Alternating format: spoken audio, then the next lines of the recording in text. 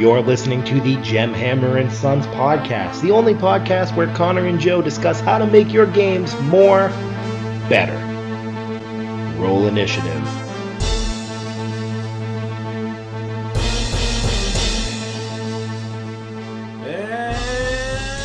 And we're back. Yes, we are. Woohoo! And you're talking next to me. Woohoo! So, Connor, it has been an eventful couple of days. It has been an incredibly eventful couple of days. It has been days upon days, but I'm in a daze over these days. Man, one of these days, one of those is going to hit, and it's going to be great. But you just keep trying until it does. So, what has happened since last we recorded? I've just been sipping this water. You've been sitting right there. I have not moved. You left, and I went, well, I guess I'll just wait here for the next podcast. And now we play the waiting game. This has not been an eventful couple of days. Almost nothing happened. I got a lot of work done on the cards. Beth and I got a lot of work done. Do we have any reaction? Anyone?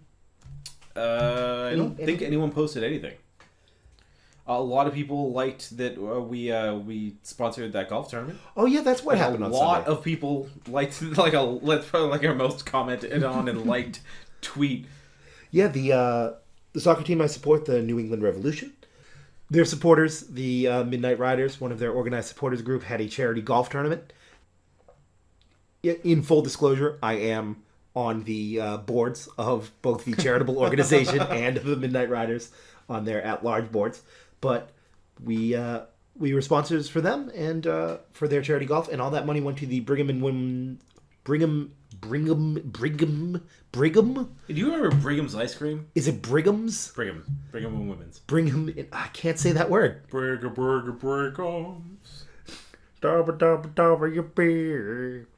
The Brigham and Women's Neonatal Intensive Care Unit. You should have written this down. I should have.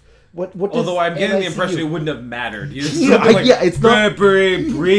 Was that a Bragham's? Braghomes? Yeah, the neonate. Why are all neonatal? Why are all these words really hard to say? The because Brigham, they're Latin. The Brigham is not a Latin word.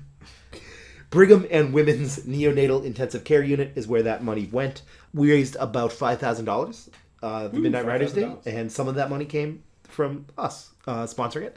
We sponsored a hole. We got the sign, which will go up in the office that doesn't exist yet. You mean my dining room? No, this isn't the office. This is your dining room. But once the office exists, we'll put it up there. All right, cool. That'll be fun. Not exactly reactions, but a new Unearthed Arcanus came out. That's right. Came out yesterday, right? Yep. And it is... It was just cool because we got two this month. One, we got Psionics, and now we got another Ranger. Another Ranger. Yeah, this one is the Deep Stalker Ranger, and some of the rules have changed for like the generic Ranger abilities. Big changes that I see in this, as I just read through it. Favorite enemy, in the player's handbook, you have like all 50,000 that you get to choose, Celestials and Demons and whatnot. Here it's Beasts, Fae, Monstrosities, the Undead, and then all humanoids can be your favorite enemy. I just hate people. See, I don't agree with that. I don't think that makes any sense. No, in the PHB, it's if you didn't choose one of those monster types, you could choose two humanoids. So right. I don't like ogres, and I don't... Well, see, because ogres are monstrosities. Saying that you're good at giant hunting, okay, yeah. I'm on board with that. That makes a lot of sense to me. Because giants, there's similar things about giants. Saying that you're really good at hunting goblinoids. Again, I'm on board with that. All humanoids, okay, the things that you use to hunt a dwarf are going to be completely useless to you when you're hunting wood elves. Right. But then you also... When you're hunting Aarakocra, you're not going to use those same skills to hunt halflings.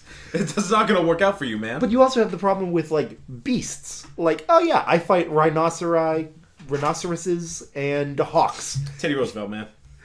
Okay. Yeah, but Teddy Roosevelt wasn't just a first-level ranger. You're right. He was a level 20 ranger, level 20 fighter. Right. Teddy Roosevelt once bench-pressed South Dakota. True story. Look it up. It's in your history books. It broke in half while he was lifting. That's why there are two now. Yeah, that's why there are two South Dakotas. East South Dakota and West South Dakota. Look it up. Yeah, you can track them and all that. Then Natural Explorer is not in the PHB. Let me actually pull up what this is replacing in the PHB. Mm-hmm. Okay, so Natural Explorer is in the PHB, but it has changed a little bit. Here's the things that you get that are new. You ignore difficult terrain. Just you. Doesn't here it's difficult terrain doesn't slow your group's travel. So if you're going over long distances, that doesn't matter, and you still get that in the Unearthed Arcana version. But it's you personally ignore difficult terrain. Sorry, entangling growth or whatever that spell's called. Probably called entangle, isn't it? It's called entangle. Yep. Advantage on initiative rolls. Yeah. All rangers at level 1 get advantage on initiative rolls. That's dumb. But it's so cool. It is cool. It's thematically cool. It is thematically cool. You're the guy in the back who's quick draw McGraw when it comes to shooting that bow off. I like that so much. See, I like it too. See, here's the problem that I have with the Unearthed Arcana and Rogues. Rangers? Sorry. I don't know why I said Rogues. Oh, because I was just looking at the Inquisitor Rogue. Or Inquisitive Rogue. Here's the problem that I have with Unearthed Arcana and all the different Rangers that are out there. They came out with the PHB, and everything had, 2 class options, except for, Clerics and Paladins, which had a lot more. And everyone just, cried in their cereal about Rangers. And, oh, my Ranger's not strong enough. My Ranger's not this. My Ranger's not that. Rangers are fine. At first, I'll admit, I was one of the people that felt like Beastmaster was underpowered. But then, once I got schooled on it pretty hard and actually looked at it a lot more closely, I disagree. I think that they're just fine. I think they're a little weaker than some of the other classes at earlier levels, but not so much that they can't keep up. But so are wizards. Right, exactly. Druids, their damage falls off after level 5, peaks at level 14, and then drops off again until level 18. It's they're all over the goddamn map. New class options have come out in the new books over time. Lots of Unearthed Arcana stuff has come out. Rangers have had 4 Unearthed Arcanas, 5 Unearthed Arcanas, all dedicated to them. There are so many Ranger options now. There's still only 2 Druids. Yeah. Now, and you... Whoa. Sword Coast Adventure created moon pools for Druids. And don't even get me started on that. All right? Now... He has complained about this at least 7,000 times. So I like riling you up about the moon pools. I mean, that exist in the Sword Coast and nowhere else. Right, and only if your DM lets you. And then also, you have these moon pools that you might find that might give you higher than normal hit points, but they might also take away your hit points. What? How is that a class option? That's just terrible. Yeah, as opposed to here in the Unearthed Arcana Ranger Natural Explorer. In the PHB... Natural Explorer, you choose one of the following terrain types. Arctic, coast, desert, forest, grassland, mountain, swamp, or the Underdark. And then you gain all these benefits. Difficult terrain doesn't slow your group's travel, can't become lost. When you're engaged in another activity while traveling, like foraging or what have you, you remain alert to danger. If you're traveling alone, you can move stealthily at normal pace. And when you forage, you find twice as much food. On Unearthed Arcana, you don't have a favorite terrain like that. That just is always true about you. No matter who you are or where you're from. That doesn't make any sense. If you grew up in the cold, icy mountains, now that you're in the swamp, you can, can't get lost. You've never seen a desert in your life because you're from the Arctic, but hey, doesn't matter, you can't get lost. You can't get lost, and you find twice as much food as you normally would. See, here's the thing. A bunch of very loud vocal people that were all about Rangers, because Ranger is the favored son of D&D. I like Rangers. Rangers are fun. I like Rangers too.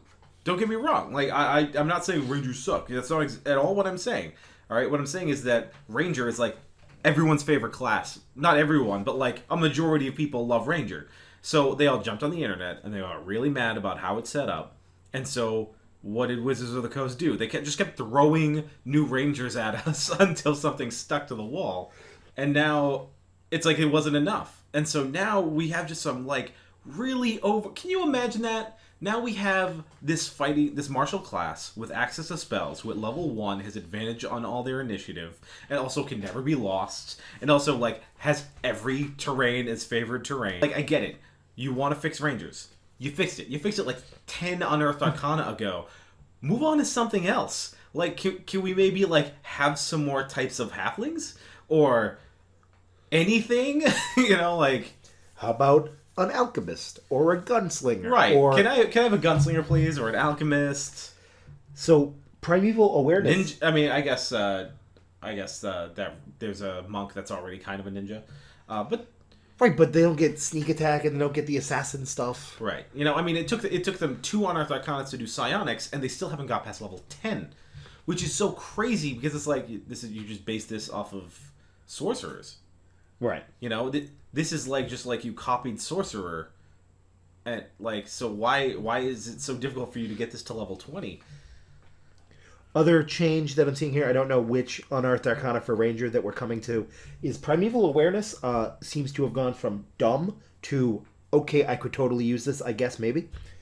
How it works in the PHB, beginning at 3rd level, you can use your action and expend a spell slot to focus on your awareness. For 1 minute per level of the spell slot you expend, you can sense whether the following types of creature are present within 1 mile of you.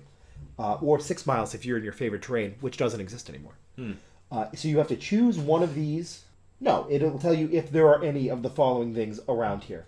Aberrations, celestials, dragons, elementals, fae, fiends, and the undead. The feature doesn't reveal the creature's location or numbers. So, spend a minute, spend a spell slot, and you get to find out if those things are within a mile. Now, if you're hunting something, that makes a lot of sense. And since you're the hunter tracker, like that makes... Is there one around? Here's how it works now under Unearthed Arcana.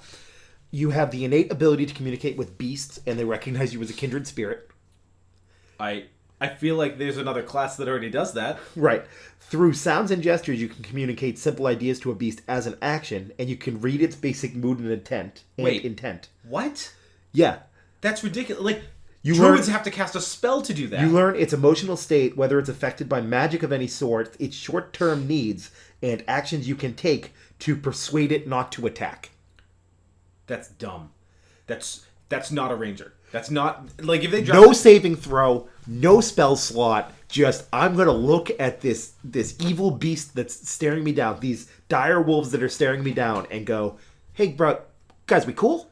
We okay? Oh, that's not an option for druids. That's what a druid is. Oh, you need berries? Let me go get you berries. Additionally, it's not done. No. I thought you were done. I feel like I'm going to be mad at the end of this. Now, to be fair, you can't use this ability against a creature that you have attacked within the last 10 minutes. I want the listeners to be clear that when I discovered that as a druid in 5th edition, I could not get an animal companion unless I spent a level 6 spell, I believe. Additionally, you can attune your senses to determine if any of your favorite enemies lurk nearby. By spending an uninterrupted minute in concentration that does not require a spell slot, you can sense whether any of your favorite enemies are present within 5 miles of you. It now reveals which of your favorite enemies is present, their numbers, and the creature's general direction and distance in miles from you. If there are multiple groups of your favorite enemies within range, you learn this information for each group. So, remember how it ended with, this is nerfed because that would be dumb if you could know exactly where they were and how many of them there were? Nah, it's fine. See, here's the thing. In the PHB, it's like, you now have the ability to track these things because you're a tracker, and you now have to work to track them. Now, with the Unearthed Arcana Ranger, it's like, screw it. You just magically know where everything is because you're Psychic Ranger Man with magic beast animal powers for reasons. Okay, so at 8th level in the PHB, you used to get Landstride. Moving through non-magical difficult terrain costs you no extra movement. Okay. Something that Unearthed Arcana Rangers get for free at level 1. That has been replaced by Greater Favorite Enemy. You choose a type of Greater Enemy, Aberrations, Celestials, Constructs, Dragons, Elementals, Fiends, or Giants, and then you gain the benefits of having them as your favorite enemy. Oh, you also have advantage on saving throws again. Yeah, that's common already. So, you get your regular one at level 1, and then at level 6 you should be fighting Celestials and Aberrations and Dragons and stuff by then, I guess, is what this is saying. But here's the problem that I have with that, is that favorite enemy is... So, a ranger had to train to become a ranger before he was, got to level 1 and started hanging out with adventuring bros.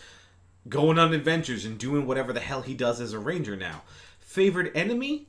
You just pick, hey, my favorite enemy is Celestials. That's not your favorite enemy. The whole thing is who were you fighting before you joined this group of adventurers? That's what favorite enemy is. And that's why it's a level 1 ability. Right, and that's why it's a level 1 ability. The fact that you come in halfway and you just... if you've just been in an all-goblin campaign, everyone you fought has been some type of goblinoid, and you suddenly pick, Big Dragon is my greater favorite enemy. How can he be your favorite enemy? You've never seen one. You don't even know what that is. Unearthed Arcana. Big Celestial. What the hell is a Celestial? We've been in the Underdark for an entire year till you Longer got to than level that. 6. I mean, you've seen the Chris Perkins books. We fought a Dragon Queen. Then there was the Underdark. It seems like they just get extra fleet of foot. You can use the dash action as a bonus action anytime you want, once per turn. That does not seem to be replacing anything. That's just an extra thing they get. Hiding plain sight changes a little bit. Instead of making camouflage like in the PHB, you instead just stay still. I'm doing like Tai Chi stillness, but that's not good audio. No. And they still have Vanish. Has Vanish changed? No. Vanish is exactly the same. Feral Senses looks exactly the same, and so is Foe Slayer. See, here's in my mind, Aragorn. Sorry, I don't know why I said that. Aragorn is a ranger because he is, and in D&D, you always got to use Lord of the Rings because let's face it, that's what it is. Right. You know. Excuse me. We have halflings. There are no halflings in Lord of the Rings, my friend. Yeah, we put tree in front of the word ent, so that makes it okay. Yeah. You're welcome. Anyway, I can see, Legolas being a ranger. I can see Aragorn being a ranger, and how those are the two different types of rangers. Right. One that's like, I'm going to put, I'm much more sword, and the other one that's I'm much more arrows, but they're both, trackers, and they're both, good in the woods, and blah, blah, blah. Having an animal companion, okay, I'm on board. But if you have just, magic animal powers, you're not a ranger anymore. You're in a different class, and we already have a name for that, and it's also in the PHB. It's called Druid. If you just, psychically know where it is because you gave up spell slots, well, I'm sorry to tell you, there's already a class for that. Oh, I don't know if you were paying attention. You don't have to give up spell slots to just psychically know where they are. You just have to sit around for a minute. It's terrible. That I would never... I don't care if they start reprinting the player handbook with this in it. Yeah. I'm never letting anyone play this ranger. Well, there is a new Ranger Conclave. That's sort of the archetype for Rangers. And these are Deep Stalker, most folks who descend into the Underdark. Here are the benefits you have. You gain new levels that do not appear to be Ranger spells. Disguise Self, Rope Trick, Glyph of Warding, Greater Invisibility, and Seeming. I don't believe those are Ranger attacks, Ranger abilities. So this ability is called Underdark Scout, but I see absolutely no reason why it should be called that. On your first turn during combat, you gain plus 10 bonus to your speed, and if you use the attack action, you can make one additional attack. Also, things with dark vision can't see you. Mechanically, how that's supposed to work with dark vision, I have no idea. The science of they can't see you because you're going really quick. Oh, actually, you don't need to do that. Those are unrelated things. On your first turn, you gain plus 10 to your speed, and then also things with dark vision gain no benefit in trying to find you when you're in the Underdark or when you're just dark. I feel like they looked at Drizzt and they went, hey, I can't help but notice that no of the 70 versions of Ranger in the PHB or the Unearthed Arcanus match any of the things we claim Drizzt does on a regular basis. We should probably make Drizzt the class. We just give him all the stuff. Because there's there's a party out there where there's 5 guys that are just playing Mary Sue Drizzts, trying to wedge themselves in, and just, Drew, he can do it. Drizzt can do it. Yeah. Why can't my Ranger Druid? At 7th level, they get proficiency on Wisdom saving throws for no fluff reason that I can figure out why that would be the case. Then at 11th, once on each of your turns, when you miss with an attack. Oh, by the way, you already have extra attack by now, so the first turn in every attack you do a 3. The guy that wrote this, main's a Ranger. I promise you. Promise. And it's my guy isn't awesome enough. Once on each of your turns, when you miss, you can make another attack. So you get 4 chances to hit 3 times. At 15th level, when a creature attacks you and does not have advantage, you can use your reaction to just give it disadvantage, as long as it doesn't already have advantage. You can use this after the attack roll is made, but before the outcome is determined. So you can just go, nah, I'm not going to take attacks of opportunity this turn. You just have disadvantage. I'm impossible to hit. I'm a completely uninteresting character like Drizzt. So what I want them to do in 5th edition is I want them to make campaign setting books. I want them to put out a Dark Sun book. I want them to put out a Spelljammer book. I want them to put out an Eberron or a Planescape book, so that I don't have to play in the Forgotten Realms, because I honestly don't care about the Forgotten Realms because it's Mysteria 2.0, aka Lord of the Rings 3.5. I don't care about the Forgotten Realms. And I want to go to some of the more interesting places that are the D&D campaign settings. I want to go to Greyhawk, which, again, the Forgotten Realms is Greyhawk all over again anyway. It doesn't. Right. Why do we need a new place for this? I honestly want them to do those campaign settings, and I want them to focus on the classes that they didn't bring in the 5th edition, and I want them to work on like some of the feats and stuff. For example, I get that feats are optional rules now. Yeah. In 3rd edition, if I played, and I'm going to keep using this example because it's a great one, I don't care what anyone says, Druid, there are feats for Druids to give up their wild shapes to turn into, like instead of having 2 wild shapes to turn into an animal, I now have 1 wild. Or I can give both of those up to wild shape once, but I can wild shape into a dragon. I can wild shape into a monstrosity. I can wild shape into this. Now they have that for elementals, but only for elementals, which is the only reason that there's a peak in Druids being powerful at level 14, and then you're just screwed from then on because there aren't even creatures that go past CR 8. Right, that are beasts. Yes. Did I share with you the most broken feat in all of D&D 5? 5th edition? Yeah. And I heard about this not from like some obscure corner of the dark web where this was given out like in an article on the Wizards website. Okay. This is the lucky feat.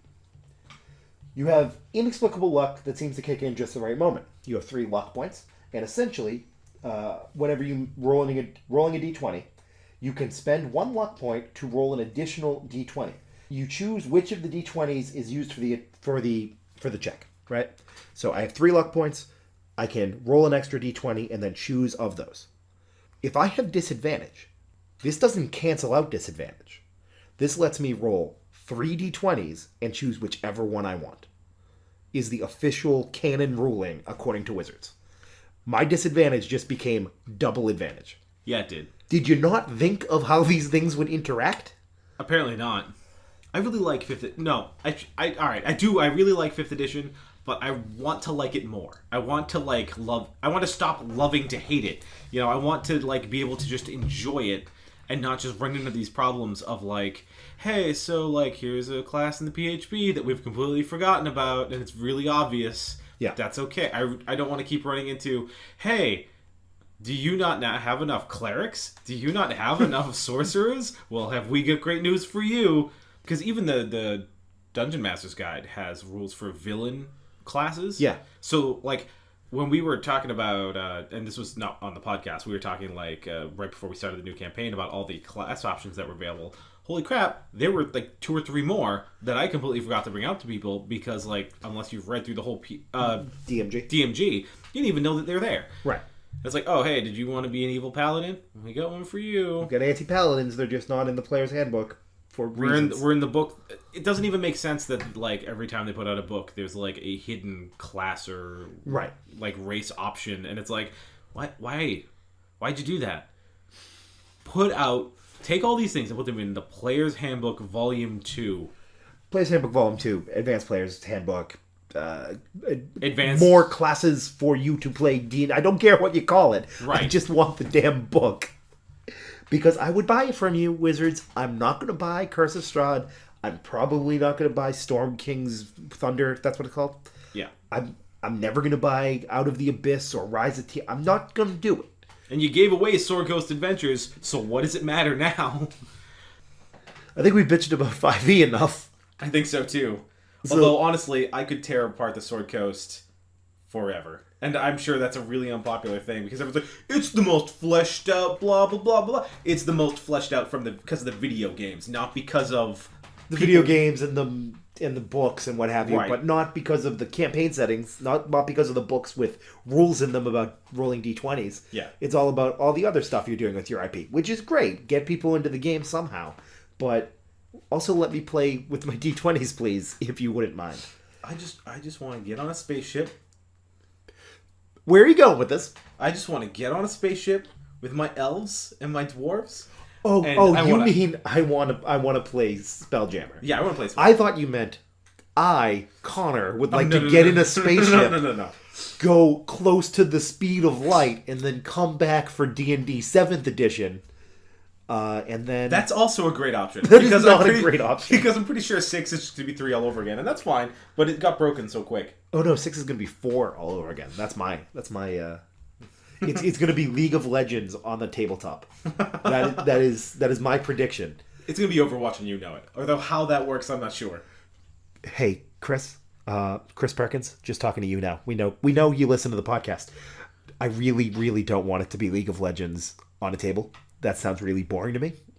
So if you could just do me a favor and make it more like Pathfinder, that'd be great. Thanks. Good talking to you. Clink. We have glasses. We could have actually clinked. Yeah, but I can just add that in post. The wonderful internet people are never going to know which one of those was added in post and which one wasn't. Neither of them. I made them both happen. God damn it, let's get to an ad break before we break your glasses. Woo! Ad break! This week, the Gemhammer podcast is brought to you by the Gemhammer Deck of Many Things. 22 tarot-sized full-color cards ready to use right out of the box. Works with any fantasy role-playing system. Available now for pre-order at gemhammer.com.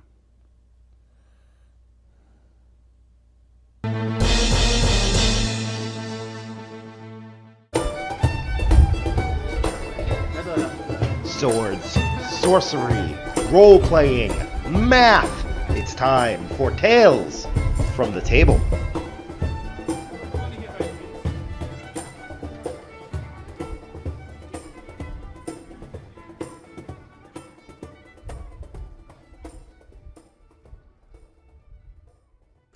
And we're back for Tales from the Table. Yeah, Tales from the Table. At last we met our perilous and dauntless group of adventurers.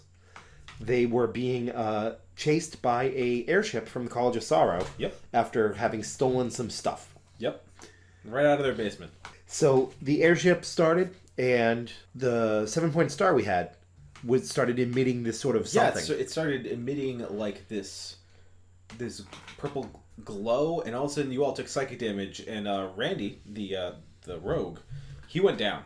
Yeah, he just passed out. Now, hold on. In parentheses, over here, guys, the guy that plays Randy couldn't be there. So Phil couldn't be there today, and this is how we handled that. End parentheses. So, Randy's down. You're not sure what happened to him. He seems okay, but he's just out of it for some reason. And all of a sudden, a bunch of ropes start coming over the edges of the airship. And this is some sort of airship, like, powered by a caught elemental or something like that. Yeah. And it's like the Eberron airships where there's like a fire elemental like bound to it, and it's like that's what's making it fly. And so all these zombies work for the College of Sorrow, like in repelling harnesses, start coming over the edge, and they're like, because safety first when you're rappelling out of an airship, right. Stealing a magic artifact, and they're starting to surround you guys, and a few of us climbed up on the ship. Bards get access to Thunderwave, so that was useful in knocking some of those zombies off. Yep, you guys sent some of them flying. Dom from Wicked Good Gaming had set up the Wilhelm scream for whenever anyone fell off the airship. Yep. And it was great. For those of you... It was disappointing a couple times because they were already dead, and then he did the Wilhelm scream. There are zombies, Connor. Of course they were already dead. No, I meant like they had 0 hit points, and then the body got thrown, and he did the Wilhelm scream anyway. Yeah, it's extra funny, I thought. Yeah. And so this fight is happening, and we're making good strategic decisions, I think. And then, while the wise, our psionic mystic, just... Well, hold on. Before we get to that. So this was supposed to be a long, drawn-out fight that was going to be in, like, waves. And so first they're fighting the College of Sorrow, and they're fighting these zombies on the deck, and then all of a sudden, like, this compartment opens up on the deck of the ship, and flying out of it is a bard, a halfling bard, who...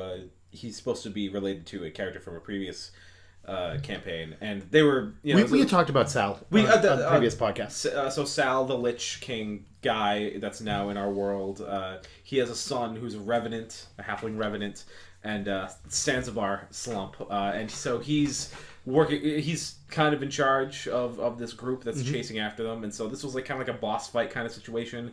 He has a magic keyboard that allows him to play a song where he gives all of his allies within a certain radius +1 AC and advantage on their attack rolls. And you guys were able to damage him enough that he moved away, and then another wave of zombies was going to come out from the lower decks. At that same time, a bunch of the harpoons, orcs in the cart, right? Yeah, so a bunch of like war wagons rolled up and harpoons stuck into the side of the ship. And these were like not working for the college star; they weren't there to help you. These are just like bandits that like saw this airship really low to the ground and were like, payday. So a bunch of orcs were gonna like get on there and start fighting with you guys too, and Zanzibar was gonna have to start fighting some of them, and also whoever was still on the cart was gonna have to deal with the fact that the war wagons were now closing in on the cart. There was also gonna be a thing where the Knights of the Lemonwood, which we'll get to a little later, they were supposed to show up in the middle of this fight. This was supposed to be a long fight. This was supposed to take up the whole session. The first session we did and the second session we did for this campaign were supposed to be one adventure, and this was supposed to be the second one. It was supposed to be this long, drawn-out, we're on an airship, there's all these ropes and harnesses and tethers, which I thought was going to be great for Phil's character because he's got that natural climb speed. Yeah, that was actually really cool. I was thinking about as this sort of bard who just wants adventure, what's the coolest thing I can do with these harpoons now? But I just went and stabbed the people on the deck because I was like, these guys are definitely our enemy. I don't know who those guys are. And I actually gave the ship hit points, and like if this airship took enough damage, it might crash or scuttle or start to pull away or whatever. And I worked all that out, and Wall the Wise, Mikey's second character, that I keep saying he's got a great imagination, but maybe it's too great. The imagination. So mystics have a new ability where on a failed intelligence check, I think it costs 2 of the psi points, and I think he said he had 8 now. Yeah. On a failed intelligence check, the creature targeted by the psionic ability will believe any statement said by the person up to 10 words. So, Wall the Wise said, I am your boss, bring this ship down now. And so the problem is that the guy flying the ship, now I was worried that they were going to try and steal the airship. Oh, we certainly were thinking about it. Yeah, I'm sure you guys were thinking about it. And if it got to the point you guys were stealing the airship, then I was like, maybe Zanzibar gets away, but now you have the school ship and whatever. But you guys are like level 2 characters. Yeah. I wasn't planning on giving you an airship like today. Probably not. So I was like, you know what? I can't just fill this entire thing with zombies and ghouls. There was going to be a couple ghouls you were going to have to fight that were in the below decks that were going to come up by the time the fight dragged on. And so I was like, all right, how do I make it so that they can't just go in there and knock out the captain and take over the ship? And so I made the captain a zombie ogre. Okay. And so when when Wall the Wise runs up to the bridge and like just opens the door and starts shouting at the captain. Oh no! He didn't need to open the door or go on the bridge. It's just if he could perceive him. So he saw him and then in his mind thought, "Oh no!" I think he did have to audibly yell it. Yeah, but he didn't do it from anywhere close to danger. Right. So he just like ran over and like yelled to the guy, and because he's a ogre zombie, he has an amazing intelligence score. And so, just immediately... Can I guess what the actual number was? Go. Was it 2? No. What the roll was, or what? No, the intelligence score of the zombie ogre. I don't actually remember. Okay. But I will tell you that the roll on that check was a -5. The roll was a -5. So... I didn't even know how to handle that. I'm just like, okay... I don't think that hit the save DC. I guess he just takes his hat off, his captain's hat, puts it over his heart, and just punches it right into the ground. So there are still like player characters on the front deck of this ship, like on the very bow. And so Doc was there, the Dwarven Yep. cleric. There's Apollo, the Warforged monk, and Gregory, our half-elf bard, are all just sitting on the bow of no, this ship. Apollo had already got off the ship. Apollo was gone? Yeah, Was it just me and Doc? Because Mikey had said to you guys that he was going to do this. Yeah. And I was like, it's not going to work. And because I didn't I did not fully understand how his ability worked. How his new ability worked. And so I thought there was like something more to it than that. And so Apollo was like, screw this, and just jumped off and landed in the cart. Because like they're like 15 feet apart at this point. Like obviously the cart's on the ground and the airship's like hovering above it, but they're like 15 feet apart laterally. No problem to make that. Yeah, it's not a hard jump. But still, then all of a sudden, you guys are on the deck, and the bow of the ship just plants into the ground. I believe since Wall told us about this plan, that Gregory had like 3 turns in initiative where he could have got off the ship, but just chose not to. You guys had 2 turns. It was a 2 to like do something. But he like wasn't doing anything, and so I didn't like take it seriously at all. So all of a sudden, there's like 10 orcs on what's basically a zip line that was taut and now slack. Right. There are 2 war wagons sailing through the air, and this halfling revenant, which was flying above the airship, the bow hit the ground, and then the back of the airship came up above it. What I was imagining is the scene from The Dark Knight with the semi-trailer when the Joker flips it. That's what I was assuming happened. Yeah, basically that. So the air, and it's like if this guy just like at first I was like, all right, how am I gonna do this so that it doesn't kill the revenant? And I just couldn't find a way, because if this thing's flying and going this fast and it just nose plants into the ground, it's gonna keep moving forward as it shadows apart. It's not just gonna like skid safely to the ground. It's gonna crash, and this guy's gonna be either on board or immediately above it as it happens. So this is gonna happen. And I was like, well, no, maybe it hits the ground, but then it bounces back down. But there are 2 wagons with harpoons into it, pulling it forward at the same time. This is gonna get ugly. Oh yeah. So it hits. The back lifts up. The wagons start to pull it forward, but then the crash like fully happens. So now the wagons are in the air. Orcs are flying through the sky. Everyone's making saving throws to just get back on the wagon without dying. Yes, just really death saving throws while you still have hit points. Right. One of my favorite kinds of saving throws. So, long story short, they killed... actually, no, one of the wagons saved the throw on the... Yeah. Detaching the cable before it pulled their cart back. So... they were only destroyed by the debris that flew off this ship. The orcs on the cable were done for, because they just got thrown like 300 feet into the air. But long story short, they killed a revenant with an airship. I want to make this clear because of what I know about revenants. Wall the Wise killed a revenant with an airship. That's true. Well, that's true. Wall the Wise did kill the revenant with an airship, but he was coming after you guys already. Oh, is that true? Okay, that's me. I mean, he was coming after you guys already because you stole the thing that he was like on a mission to get. Well, maybe he should have stole it faster. I guess so. But then we get to Lemonster. Well, the Knights of the Lemonwood, who would have joined in the fight had the fight not come to an abrupt and immediate halt, as the airship crushed the boss, and you guys got out of that. And we're like, wow, that was amazing. You guys are great. And led you into town, and... So now is probably the best time to bring up who Nikki Lemonfist is and was. Let's talk about Nikki Lemonfist. So, during our first campaign in Pathfinder, Mikey, who we play with, wanted to DM. He wanted to get behind the screen. And I'm like, cool, sure. I would love to play a character with you guys, because I hadn't yet, right? Because it was just me behind the screen. And the character that I built for this campaign was a brawler. That's the Pathfinder advanced class, all about punching and what have you.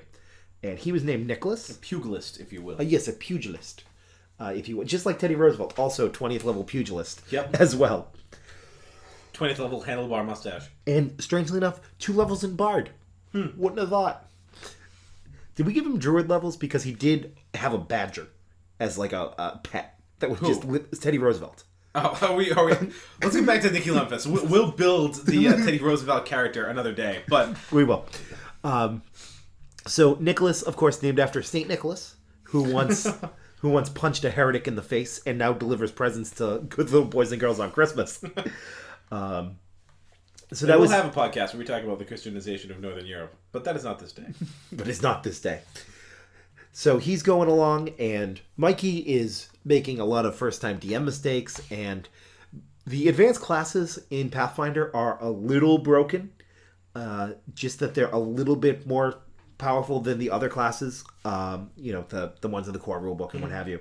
So we're at this point where a fighter doing just, unarmed damage with his fists is doing like 4 hits a turn with flurry of blows and things like that. And his dump stat, he's got a -3 in intelligence. And there's Dom from Wicked Good Gaming is playing a witch. For you 5e people, that's a warlock. So that's all intelligence for him.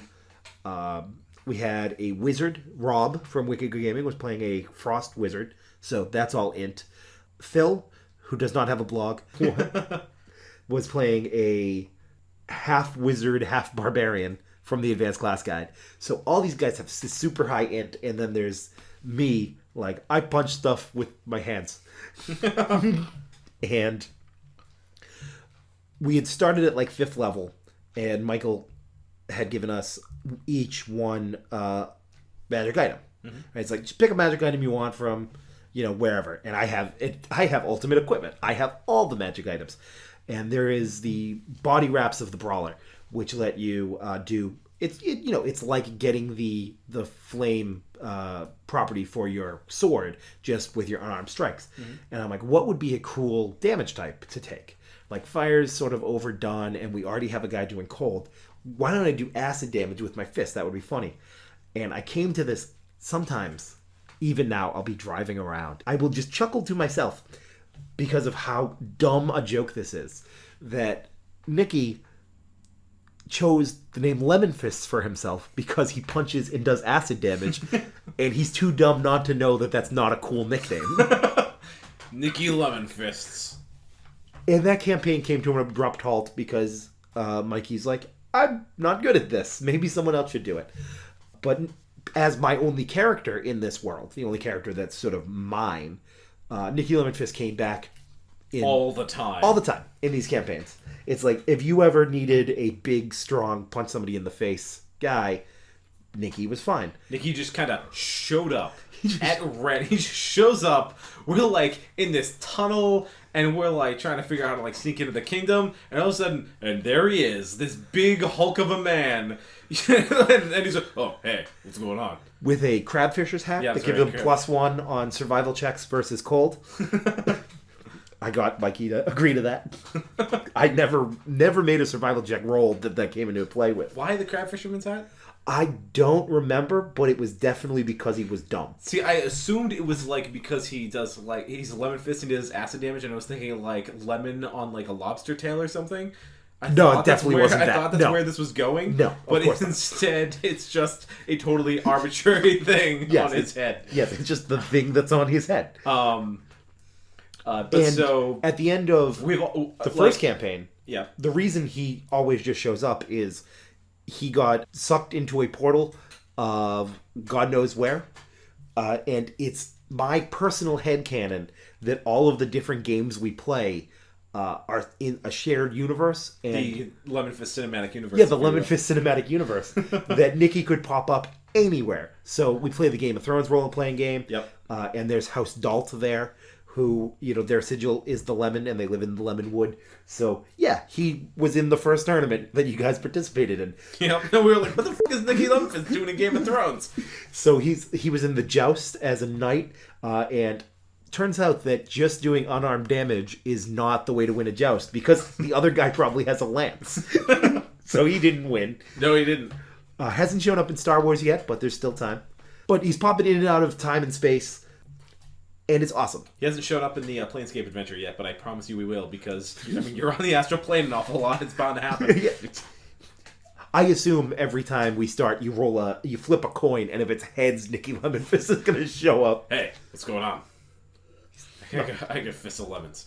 So in our universe, so this takes place a long time after those campaigns, as we've said before, and I kind of I wanted to do the characters that it would make sense that they were alive for a very long time, or even might still be alive somewhere. I wanted to have stuff for them.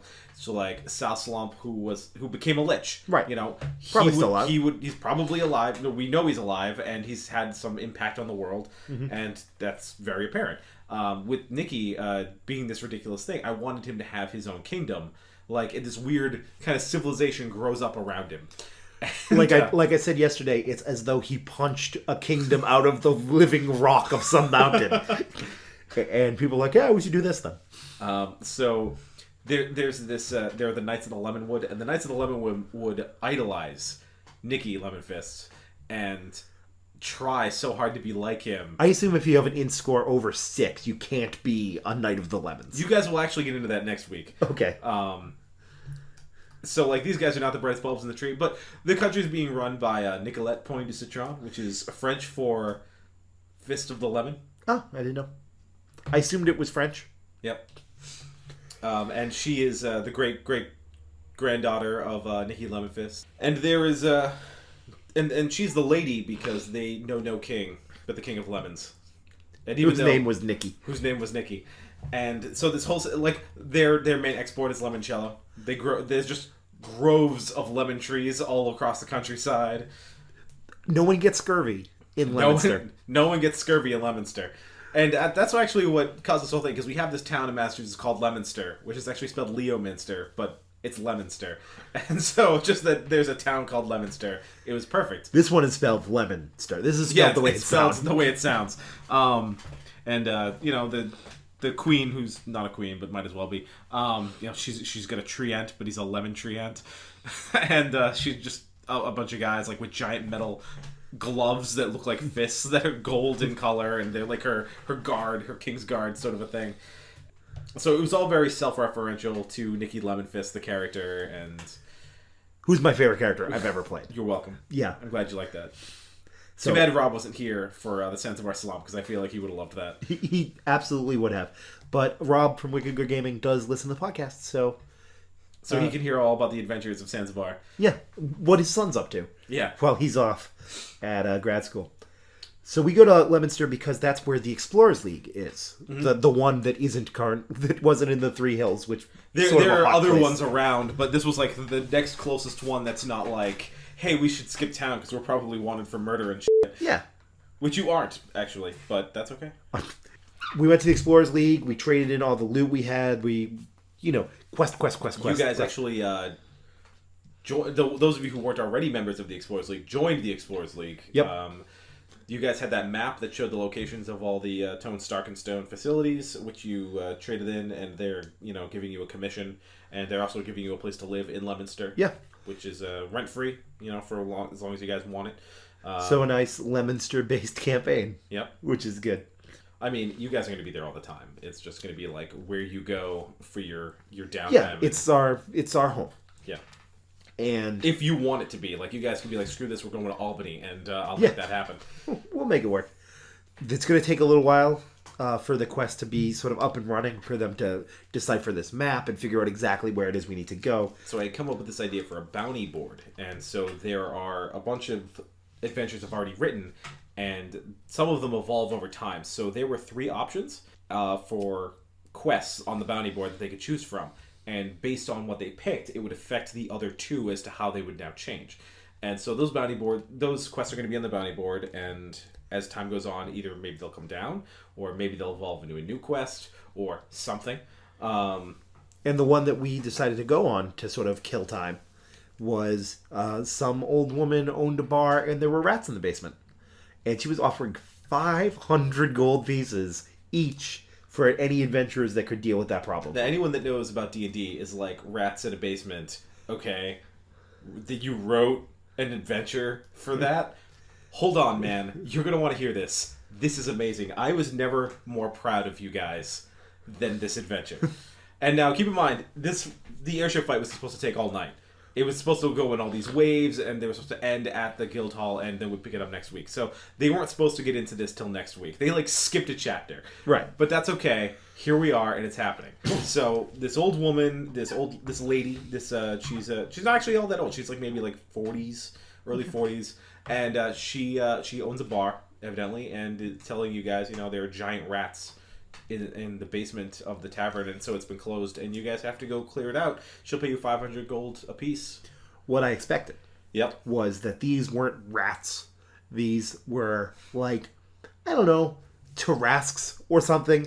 I thought that these were going to be giant dire wolves that breathed death rays out of their noses. Winter wolves exist. Yeah. You didn't need to, like, come up with something there. Yeah, but it wasn't. I thought these were going to be some huge monstrosity, and this little old lady doesn't know what's going on. Yeah. But you know what? 500 gold pieces for an afternoon work is still good money. True story. So let's go sing some songs and stab some folks. Yep. So you guys head out. It takes you a little while. You get to where the tavern's supposed to be. I'll let you tell from your perspective. And it's, instead of the bar called, I don't know what she called it. It was the Mortimer Tavern. She called it the Mortimer Tavern. There's a sign on the door that says, "We're the Red Wall Inn, and come on in." And we go in, and there are, like, these nice rat folk, mice people. There's a Tengu there that's a raven guy. Yep. Now, keep in mind, everything that happens in this tavern from here on out is this elaborate Secret of Nim and also Redwall reference that no one got, but that's okay because I got it and made me really happy. I knew it was a Secret of Nim reference. I didn't want to ruin it, and I don't think I've never seen Secret of Nim. Really? But I knew that it was a Secret of Nim reference. Okay. So I get half credit, is what I'm going to say. There you go. Put it up on the big board, Johnny. We don't have a board. I'm going to point until Johnny does something. So I just want you guys to know, Joe is pointing into literally, he's pointing like through an archway into the hall where the front door is. He's not pointing at anything of consequence. Thanks, Johnny. So, I know that we have like 9 listeners, and one of them is Johnny that we play with. Hey, bro, we don't need you to do anything. I'm not gonna. We'll continue. You just hang out. So you walk in, and there are these nice mouse folk. Yeah, and they're telling us this cool story about how they bought this bar, and they're finally pulling their lives together, and they're refugees from a land besieged by pestilence and sickness and what have you. And it's like, oh, cool. And Greg's thinking, we were told to kill all the giant rats. These are mice. Those aren't rats. And that's a Tengu. That's not a rat. This rat folk, though, I mean, we just bring his head in, and that's 500 gold pieces easy. But luckily, Greg is not the guy in charge of our organization. Man, the look on Dom and Mikey's face, like when you guys get in there and they're just like little rat, like not rat, I keep saying rat. They're like little mice children in like clothing and like running around like playing with dolls, and they're just like they're expecting to walk in here and they're just like dire rats. Yeah. And then all of a sudden there's like these little kids and like this little man who looks like a mouse and he's like cleaning a glass. Hey, welcome, adventurers! Come on in, sit down, have a drink. And they're like, oh god. Oh god. How? Do we kill him? Do we don't kill him? Do we kill him? Do we don't kill him? What do we do? And I honestly expected you guys to kill them. Like, having played with you guys in the past, I expected Mikey to be like, it's 500 gold. We're killing them. We're killing everyone's mother, and just going off. And instead, like, everyone was like really silent except for you. And you were like, I mean, we can kill one of them. So my plan wasn't necessarily to kill him. My plan initially was kill him, and then he seemed nice, like a decent chap. Because was he the one who we did a solo together playing, or was that the you and the?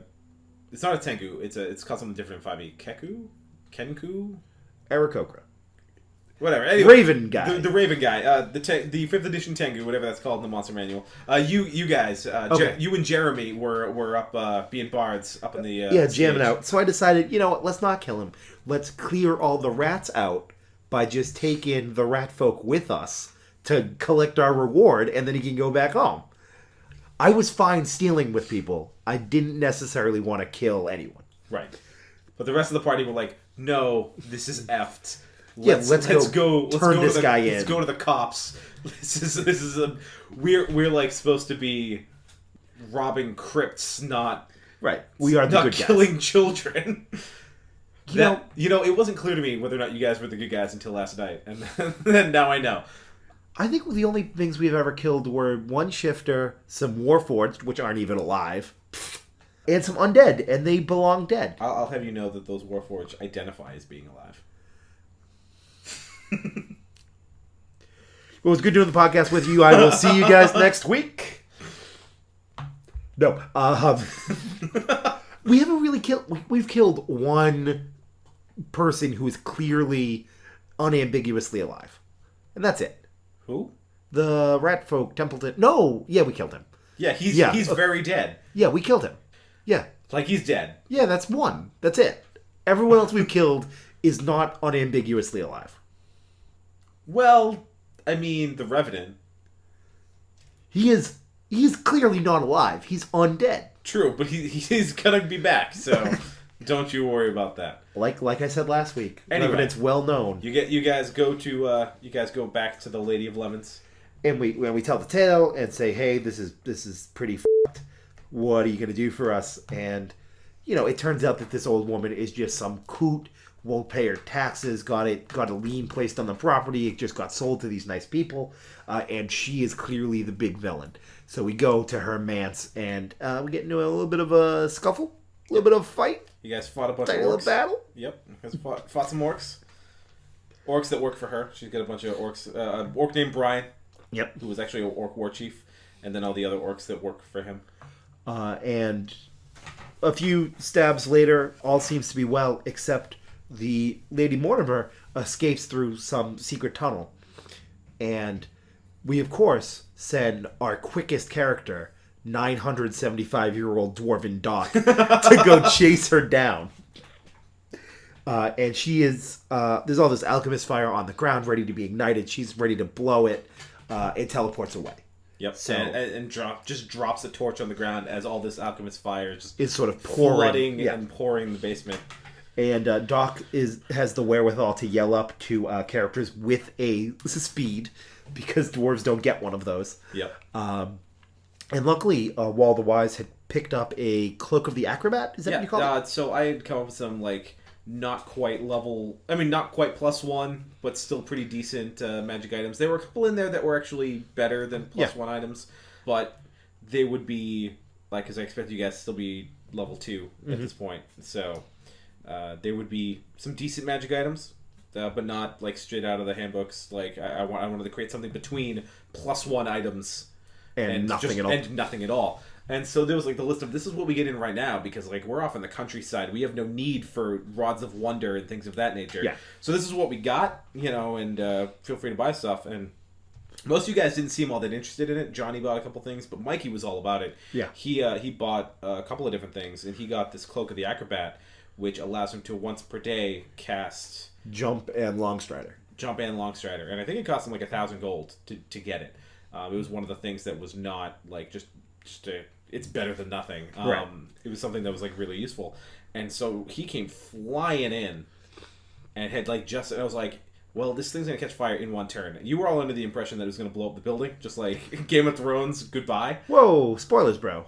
It's only been 5 months. I'm gonna have to bleep out all those spoilers with the old aggressive episode 1 bleeps. No. Anyway, so you guys were really under the impression that the building was just going to explode if this fire started. Flammable liquids and fires, it seems like it would be better if those didn't mix. Mikey had just enough movement with that cloak and jumping down the spiral staircase to make it there, and he did. And it almost went kind of bad for you guys, because now Doc is standing ankle deep in this fire. Yeah. And Mikey's like, where do I kick it to? And he picked it up, in my mind, just as the alchemist fire was getting to the torch. Right. So if he just ran up and kicked it, all he was doing was moving it into the alchemist fire. Right. The way. So they're yelling, "Pick it up! Pick it up! No! He's like, okay, fine. I picked it up. Where do I put it? Just keep it. Hold it in your hand. We will deal with it when you are not in the pool of oil and acid. We will deal with this some other day. Come back up here. Blow it out. I don't care. Just anywhere but down. And that was sort of the end of our adventure there. Yep. We have 2 new houses. You do not have 2 new houses. This wonderful, beautiful manse. There's some oil alchemist fire damage. You're not getting that house. And I'm here in the house. That's nice. And also, like, the Queen's house Carl was with you guys. Yeah. That house will go to its now rightful owner. Gregory the Bard. Nope. Sorry, Gregory the Bard already has a house, and he's not getting another one. But this one's nicer. Okay, well, you cleared out the last dungeon you guys were in, but you didn't decide you owned that property either. So guess what? This isn't happening. Just because... I gave you a house. You're level 2. I gave you a house. Fine. And a list of magic items. You're not even supposed to get magic items to level 5. Fine. Alright, so another ad break and we'll be back with our main topic. Woo!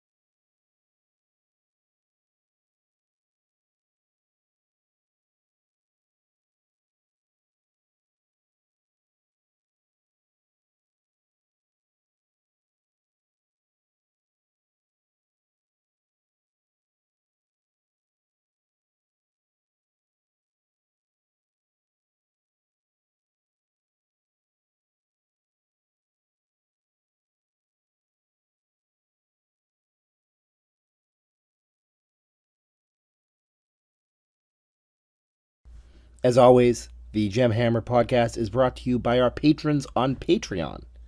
Patreon is a voluntary subscription service where you can support the people who make the more better stuff that you like. We have tons of rewards, like the Facebook group that we're in almost every single day. So if you want to hear us talk about something that's important to you, there's no better place than that patron Facebook group. So if you're interested in hanging out in a patrons exclusive Facebook group with Connor, me, and everyone else who enjoys more better game stuff, just go to patreon.com/gemhammer to find out more. So this week, instead of doing one big topic, we thought we'd try something a little different and do a bunch of little topics and see what we can see if that's better. More better. Ooh. More better podcasting from here at Gemhammer Games. More better game stuff. I want to talk about a guy on YouTube who's great. I just got into him a little bit in the past, and I'm rewatching some of his old stuff, and he's awesome. His name is Lindy Beige. It's going to be in the show notes, and he has an entire RPG playlist. He also does stuff about how he's a dance instructor, and he works in movies, and cares a lot about historical martial arts. Okay. So there's all these different videos about why didn't people use nets in combat and how do you use a sword and spear together in ancient combat.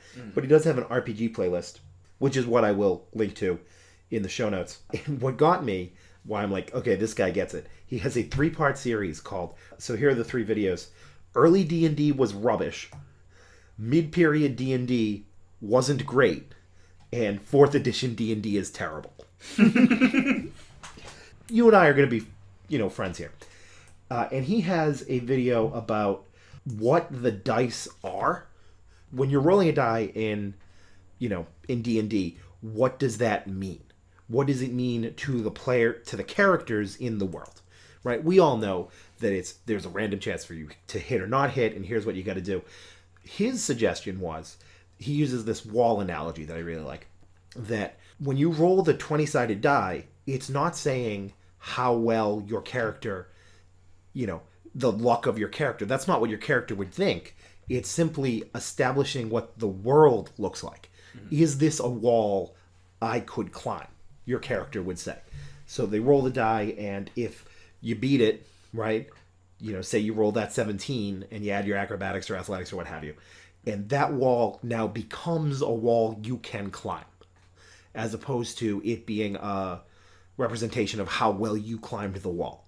I'm wondering if you have any... I'm not sure how I feel about that, because you think about it, there could be a wall that's 2 feet high. Yeah. And, you're a half-orc, so you're extra tall, and this is just something you need to get over, but you crit fail, you go tripping over that wall, and you don't get over it, you are now, laying on your ass on the other side, because you crit failed that. And meanwhile, there's an impossibly high wall that's sheer surfaces, and a halfling is trying to climb that, and has no climb check anything, crits that, and they're scurrying up that wall, right, off the little handholds that are there. So that's why I feel no, I feel that the dice rolls are more, you come up to a wall and you're like, I'm gonna clamber up this thing. And sometimes you just hop right up, and sometimes one of your feet slips out from under you, or you just start sliding down, and that's it. And that's what that dice roll represents. It's not your luck, it's how well you performed the thing you're good at this time. And that's why you get to add your proficiency, that's why you get to add your modifiers, because as you get better at these sorts of things, naturally it's less likely you're going to trip and fall. It's still possible, but way less likely. I agree with you entirely that the number you roll is about your random chance to fail something. And the how does the world work dice roll thing breaks down entirely when you start applying it to combat. And maybe that's an inherently different thing because it's opposed and there's somebody there trying to keep you from hitting them in a way that does damage. But when it's an unopposed thing, when it's just, can I pick this lock? There's still an element of, I'm not entirely sure if this is going to work or not. I'm trying to think of an example that from the life that we live in of an unopposed thing like that. So he uses video editing. And I'd be happy to use the audio editing that I do for this podcast. If you're watching this on YouTube, you can tell there's not much video editing that happens with this podcast. Story. But quite a bit of audio editing. He says that when I roll that D20 on a, what would be, profession video editor check, I either succeed or fail. Is this something that I can do? And it just tells you about the world and if you can make that happen. There are times when, even though I can produce a podcast so that it sounds great, that it's going to be better or worse. For instance, last week, the Tales for the Table theme isn't in there because I rolled a 3 when I was doing that. See, I actually disagree because that's more how the world is more the DC. Agree with you 100%. I feel like it's a 5 check or a 10 or a 15, a 20, a 30 to see if it's possible for you to do this. That's telling you what the world is like. Mm-hmm. The DM describing to you, it's a 50-foot wall with sheer flat surfaces. Right. You can't totally climb that. Smooth and covered in oil, as opposed to it's 3 feet high with handholds and a little bridge built over it and ropes. Right. The world is already established before you make the check. Right. It just seems broken to me, the idea that, because let's assume that it's not one character trying to climb over this wall, but it's 3. Yep. If I critically succeed on my climb check as a rogue, I'm someone with a huge athletics acrobatics kind of thing, let's say, I can't affect this wall for my friend Pete, who's behind me. That's not going to work. He has to make his own check. No, he can't affect the wall, but he can affect the climb. If you have a rope, or if he can hold on to the top and reach down, you can now help your friend get up and over. Right, so the idea that the roll changes the way the wall works doesn't make any sense. No, I disagree with that entirely. That it's not that it's changing how the wall works. It's changing whether or not you did as good a job this time as you could have. And I don't mean you sit down and give it your all. That's taking a 20. This is I'm standing here and I'm going to throw this dart at this dartboard. Did it hit the center or did it hit the wall? Right. And I could be a champion dart thrower, which means that unless I critically fail, that thing's hitting center because my dexterity bonus is so high. Right, my profession dart player. Right. is maxed out because that's all I've put all my my skills into, because that's who I am, right? That's the life I live. So our next topic. I want to know how you feel about alien technology and laser guns in the DMG. You and I haven't really ever talked about that, but I'm really curious how you feel about it. Like, it's not, like, future technology is like 2 paragraphs in the DMG, and it's like right after talking about guns and how those work, and it's even in the same table. It's like, here are guns, here's modern age guns, here's super weapons from the future, here's your laser guns, and here's the damage they do. There's an Unearthed Arcana about magic for modern D20 in 5th edition. Okay. Now, here's the thing. There's no other rules for D20 modern in 5th edition. None. They've given us modern day firearms and future laser weapons, and then also magic that affects the internet specifically. And nothing else to go on. There's no magic that affects the internet? Well, not basically. Okay. There's an Unearthed Arcana about modern magic. You can check into it. It's worth a read. It's just really strange that it's like, yeah, we gave you modern day guns, so here's magic spells like modern day magic. And it's like, okay, I guess that makes sense. But so here's my question. How would you do that? Like, well, first, how do you feel about that being there? That those rules, like, when there are so many other things they don't touch upon in the DMG, that they took the time to put in laser guns into the game. And then gave us spells for D20 Modern. But nothing else.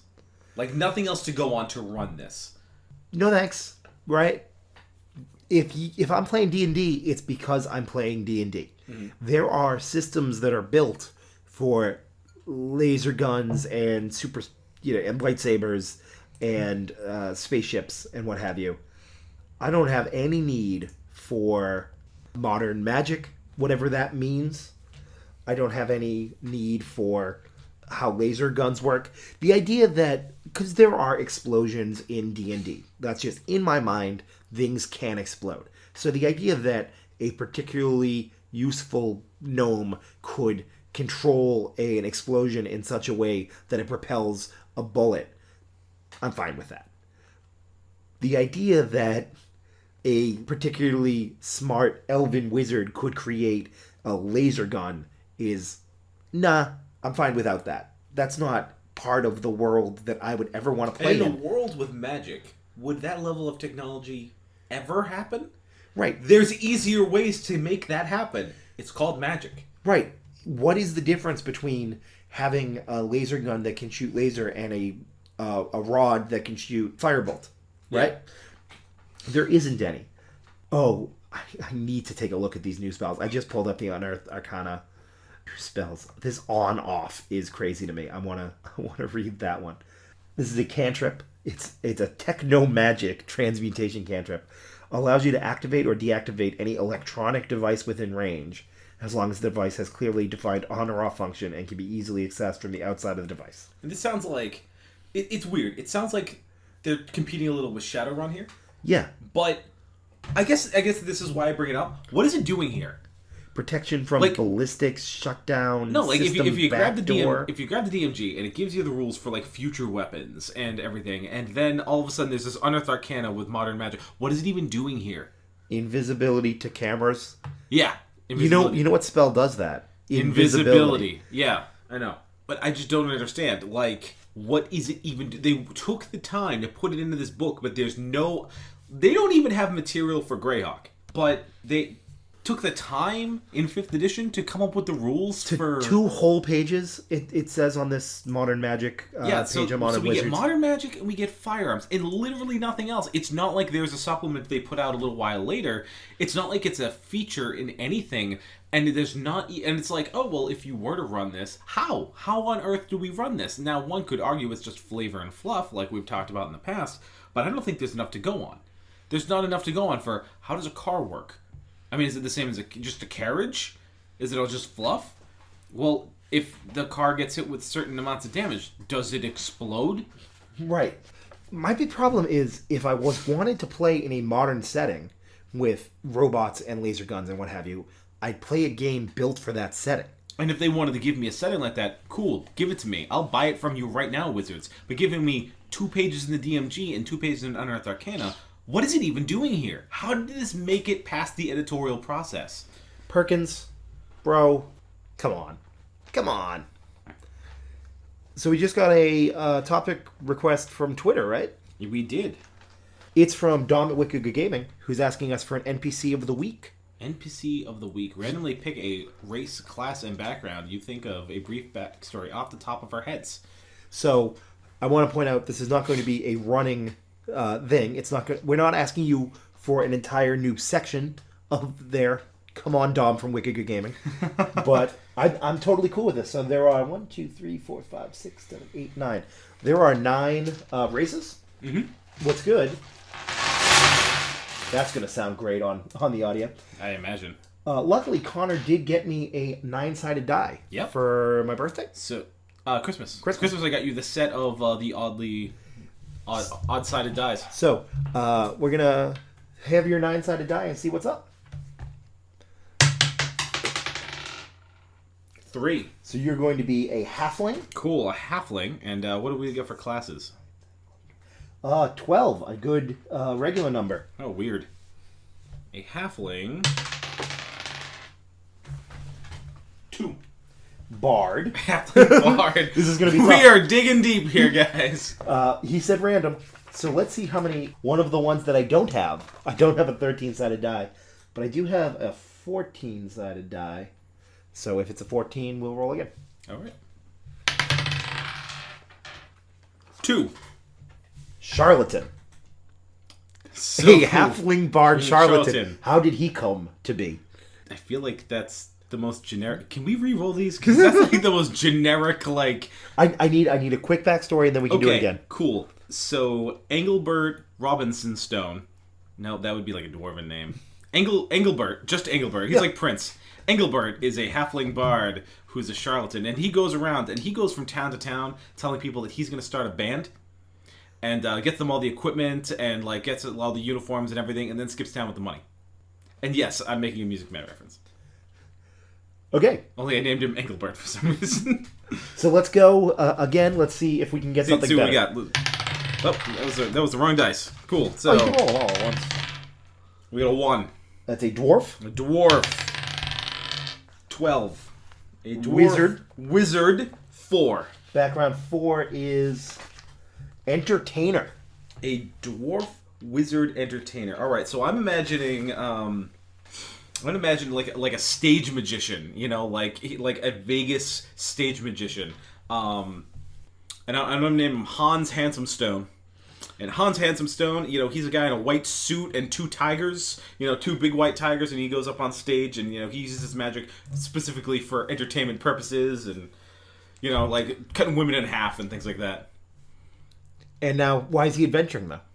Oh, because he cut a woman in half, man. Like, You can't do that, bro. That's not okay. All right, let's see what I can do. Let's see what I get. It was the 9 first. It was 6? 6. A gnome. Gnome. Always good. Barbarian. I love everything that's about to happen right now. What background do we have here? 2. 2. That was charlatan. A gnome barbarian. That sounds amazing. Charlatan. Flumblepit Wimbley was born in the Fey Woods, of course, just outside the major city. But he moved to the major city pretty quickly because it was clear that magic wasn't his thing. Mm-hmm. He got involved in... Skullduggery? What does it say for charlatan? You always have a way with people. You know how to make them tick. He got involved, using his charlatan abilities to understand people and whatnot, running little games of chance. You know, sort of like a 3 to 1 Marnie kind of game.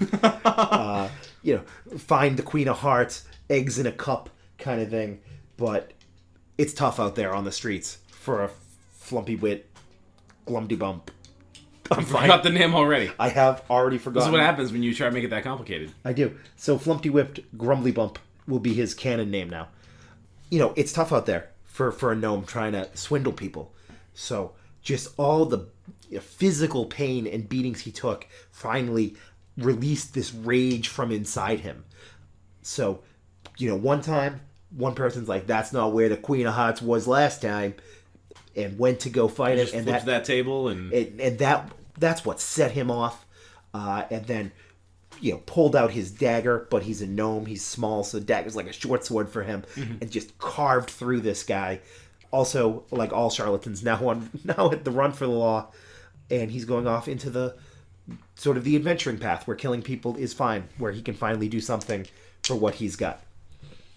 So that's what we have for NPC of the week. You got 2. I want 2. Do another Oh, is that why you gave me 2? That's why you gave him back? Yeah.